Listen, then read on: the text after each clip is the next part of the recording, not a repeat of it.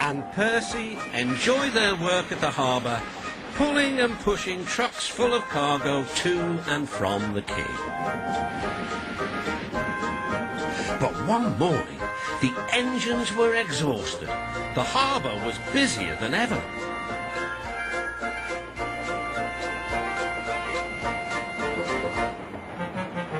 The Fat Controller promised that another engine would be found to help them. "Huh, it's about time," said Percy. "I ache so much I can hardly get my wheels to move," agreed Duck. They waited for the engine to arrive. It came as a shock when he did. "Good morning," squirmed Diesel in his oily voice.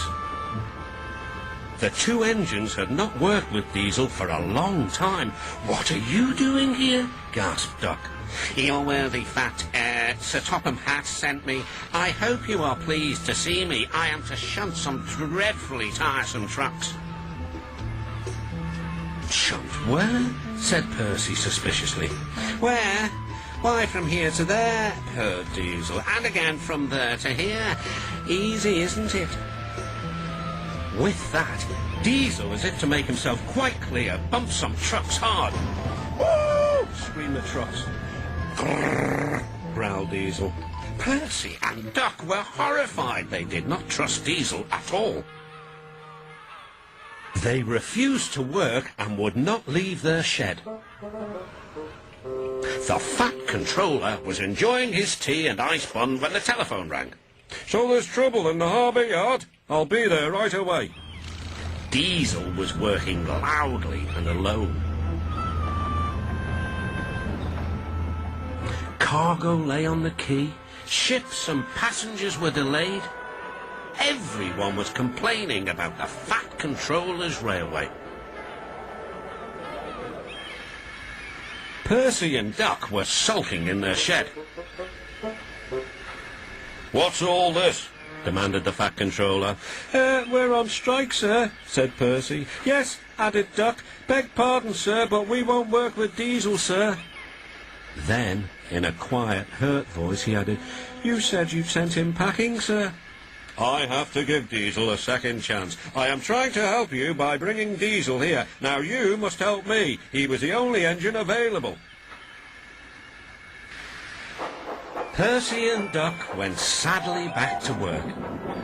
Next morning, things were no better. Diesel's driver had not put his brakes on properly, and Diesel started to move.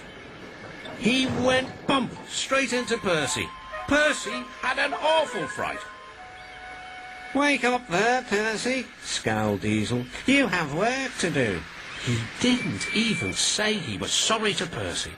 Later, Diesel bumped the truck so hard that the loads went everywhere. "What will the Fat Controller say?" gasped Percy. "He won't like it," said Duck. "So who's going to tell him, I wonder?" said Diesel. "Two little goody-goody telltales like you, I suppose."